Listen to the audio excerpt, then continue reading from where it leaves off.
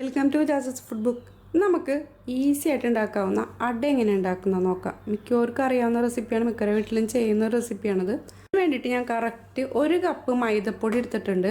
1 cup മൈദക്ക് correct ഇവിടെ എടുത്തേക്കുന്നത് 1 table spoon അരിപ്പൊടി. അരിപ്പൊടി കൂടി കഴിഞ്ഞിട്ടുണ്ടെങ്കിൽ ഈ അട ഹാർഡായി പോവും. അപ്പോൾ 1 കപ്പിന് 1 ടേബിൾ സ്പൂൺ അരിപ്പൊടി മതിയാവും. പിന്നെ വേണ്ടത് തേങ്ങ 1/2 കപ്പ് തേങ്ങ എടുത്തിട്ടുണ്ട്. നിങ്ങൾക്ക് ഇതിൽ കുറവ് വേണമെന്നുണ്ടെങ്കിൽ കുറവ് എടുക്കാം, കൂടുതൽ വേണമെങ്കിൽ കൂടുതൽ എടുക്കാം. അതൊക്കെ നമ്മുടെ ഇഷ്ടത്തിനനുസരിച്ചിട്ട് കൂട്ടിയും കുറച്ച് എടുക്കുക. തേങ്ങ കൂടുതൽ ഇട്ട് കൊടുത്തിട്ടുണ്ടെങ്കിൽ കൂടുതൽ ടേസ്റ്റ് ആയിരിക്കുള്ളൂ. അതുപോലെ തന്നെ നിങ്ങൾക്ക് മൈദയിൽ ചെയ്യാൻ താല്പര്യമില്ല എന്നുണ്ടെങ്കിൽ ഇത് ഗോതമ്പ് പൊടിയിൽ ചെയ്യാം. ഗോതമ്പ് പൊടി ചെയ്യുമ്പോൾ അരിപ്പൊടിയൊന്നും ചേർക്കേണ്ട ആവശ്യമില്ല. അപ്പോൾ നമുക്കിത് എങ്ങനെ ഉണ്ടാക്കുന്നത് നോക്കാം. ഇതിലേക്ക് വേണ്ടിയിട്ടുള്ള വെള്ളവും ജസ്റ്റ് ഒന്ന് ചൂടാക്കി എടുക്കണം. പൊടികളൊക്കെ ഒരു പാത്രത്തിലേക്ക് ഇട്ട് കൊടുക്കുക.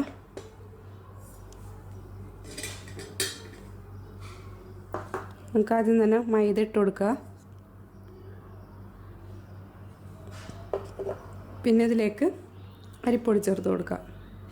1 കപ്പ് മൈദക്ക് 1/2 ടേബിൾ സ്പൂൺ റവ ചേർത്ത് കൊടുത്തിട്ടുണ്ടെങ്കിൽ നല്ല ക്രിസ്പി ആയിട്ടുള്ള അട ഉണ്ടാക്കിയെടുക്കാൻ പറ്റും. അതും ടേസ്റ്റാണ്. അപ്പോൾ ഞാനിപ്പോൾ ഇങ്ങനെയാണ് ഉണ്ടാക്കൽ. പിന്നെ ഇതിലേക്ക് വേണ്ടി തേങ്ങ ഇട്ട് കൊടുക്കുക.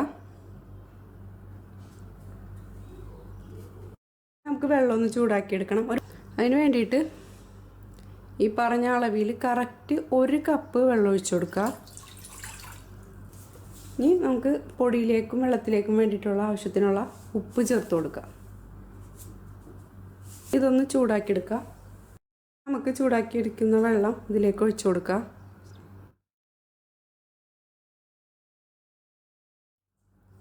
നന്നായിട്ടൊന്ന് മിക്സ് ചെയ്തെടുക്കുക.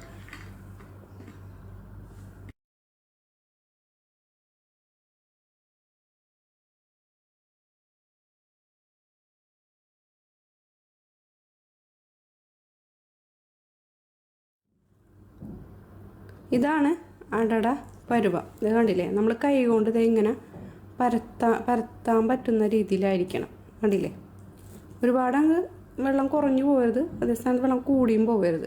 ഇനി കുറച്ച് വെള്ളം കൂടുതലാവുകയാണെന്നുണ്ടെങ്കിൽ നിങ്ങൾ എന്താ ചെയ്യണമെന്ന് വെച്ചിട്ടുണ്ടെങ്കിൽ ഇതിലേക്ക് കുറച്ചും കൂടി പൊടി ഇട്ട് കൊടുത്താൽ മതി. അതേ സ്ഥാനത്ത് വെള്ളം കുറവ് തോന്നുകയാണെന്നുണ്ടെങ്കിൽ കുറേശ്ശെ വെള്ളം ഒഴിച്ചു കൊടുക്കുക. ഇതിൻ്റെ പരുവം എന്ന് പറയുന്നത് കണ്ടില്ലേ, ഇതാണ് ഇതിൻ്റെ പരുവം. നമ്മൾ കൈ കൊണ്ട് ഇപ്പോൾ നമ്മൾ പാനിൽ വെച്ച് ചെയ്യുമ്പോൾ വെളിച്ചെണ്ണ ഒഴിച്ചിട്ട് അതിൽ വെച്ചിട്ട് ഇങ്ങനെ കൈ കൊണ്ട് തന്നെയാണ് ഇത് ശരിക്കും ഉണ്ടാക്കിയെടുക്കുന്നത്. ഇതേപോലെ കൈ കൊണ്ട് പരത്തിയാണ് എടുക്കുന്നത്. ഇങ്ങനെ പരത്തുമ്പോൾ ഇതേപോലെ ഇങ്ങനെ പരന്ന് പോകണം അല്ലേ. ഇതാണ് ഇതിൻ്റെ പരുവം. ഇനി നമുക്കൊരു പാൻ വെച്ചെടുക്കാം. അതിലേക്ക് ഒരു 2 ടേബിൾ സ്പൂൺ വെളിച്ചെണ്ണ ഒഴിച്ചു കൊടുക്കാം. വെളിച്ചെണ്ണ ചെയ്യുന്നതാണ് കേട്ടോ കുറച്ചും കൂടി ടേസ്റ്റ്. ഓയിലിലും ചെയ്യുക. നമ്മൾ റെഡിയാക്കി വെച്ചിരിക്കുന്ന ആ മാവ് ഈ മൊത്തത്തിൽ ഞാനിതിലേക്ക് ഇട്ട് കൊടുക്കുന്നുണ്ട് കേട്ടോ. നമ്മൾ എടുക്കുന്ന പാനിൻ്റെ വലിപ്പം അനുസരിച്ചിട്ട് ഈ അടയുടെ വലിപ്പം കൂട്ടുകയും കുറയ്ക്കുകയും ചെയ്യുക. ഞാനിപ്പോൾ ഈ ഒരു പാനിൻ്റെ അളവിലാണ് ഒരു അടയാണ് ഉണ്ടാക്കുന്നത്, ഈ പറഞ്ഞ അളവിൽ.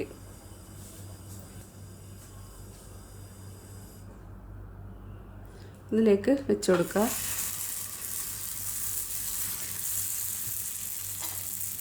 നമ്മുടെ ഒരു പാത്രത്തിൽ കുറച്ച് വെള്ളം ഒഴിച്ചു കൊടുക്കുക. നമ്മൾ കൈയൊന്ന് മുക്കിയിട്ട് ഈ അട ഒന്ന് പരത്തി കൊടുക്കാൻ വേണ്ടിയിട്ടാണ്.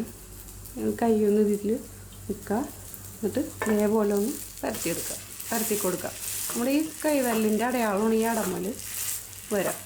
പിന്നെ ഒരു കാര്യം പ്രത്യേകം ശ്രദ്ധിക്കുക, ആദ്യമായിട്ടൊക്കെ ഉണ്ടാക്കുന്നവരാണെന്നുണ്ടെങ്കിൽ ഈ ഓയിൽ ഒഴിച്ചതിന് ശേഷം ഗ്യാസ് ഓഫ് ചെയ്ത് വെക്കുക. കാരണം നമ്മുടെ ഈ കയ്യിലുള്ള വെള്ളം ഈ വെളിച്ചെണ്ണയിലേക്ക് തെറിച്ചിട്ടുണ്ടെങ്കിൽ മേലോട്ട് പൊട്ടിത്തെറിക്കാനുള്ള ചാൻസ് ഉണ്ട്.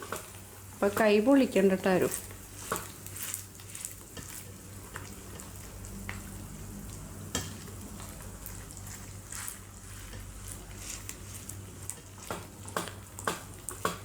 റൗണ്ട് ഷേപ്പിലാക്കി എടുക്കാം.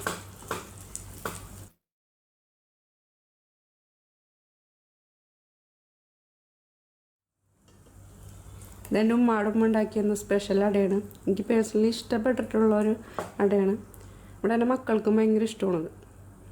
ഇത് കറിയുടെ കൂടെ വേണമെങ്കിൽ കറിയുടെ കൂടെ കഴിക്കാം. അതല്ലാന്നുണ്ടെങ്കിൽ വെറുതെ വേണമെന്നുണ്ടെങ്കിൽ വെറുതെ കഴിക്കാം. പഞ്ചസാരയുടെ കൂടെ കഴിക്കാം. ചൂട് ചായയുടെ കൂടെ വെറുതെ കടിച്ച് തിന്നാൻ പറ്റും.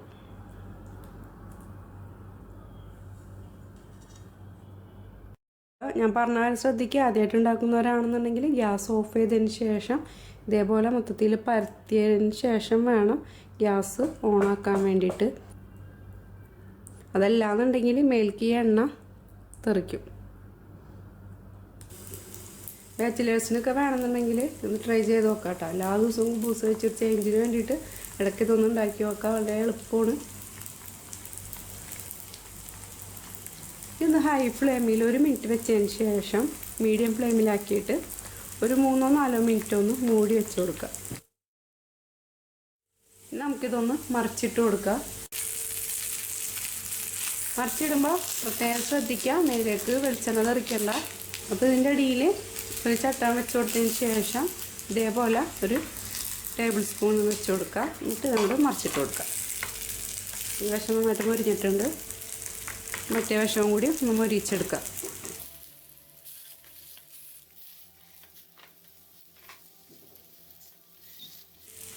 ഏത് കറിയുടെ കൂടെ വേണമെങ്കിലും കഴിക്കാൻ പറ്റുന്നത്. അതാണ് ഇതിൻ്റെ പ്രത്യേകത എന്ന് പറയുന്നത്.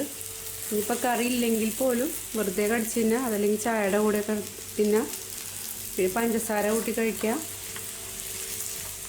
ഓയിൽ ഒഴിക്കാണ്ട് ഇത് ഉണ്ടാക്കാം കേട്ടോ. വാഴയിലയിൽ വെച്ചിട്ട് പരത്തിയിട്ട് ഇത് ഉണ്ടാക്കിയെടുക്കുക. ഇല്ലേ, 2 വശവും റെഡി ആയിട്ടുണ്ട്. അപ്പോൾ നമ്മുടെ അട റെഡി ആയിട്ടുണ്ട്. അപ്പോൾ എല്ലാവരും ട്രൈ ചെയ്ത് നോക്കുക. വളരെ ഈസിയാണ് ഉണ്ടാക്കാൻ വേണ്ടിയിട്ട്, അതേപോലെ തന്നെ ടേസ്റ്റിയാണ്. അപ്പോൾ എല്ലാവരും ട്രൈ ചെയ്ത് നോക്കിയിട്ട് അഭിപ്രായങ്ങൾ അറിയിക്കുക. അടുത്ത വീഡിയോ ആയിട്ട് വരുന്നവരെ ഓക്കെ, ബൈ, സീ യു.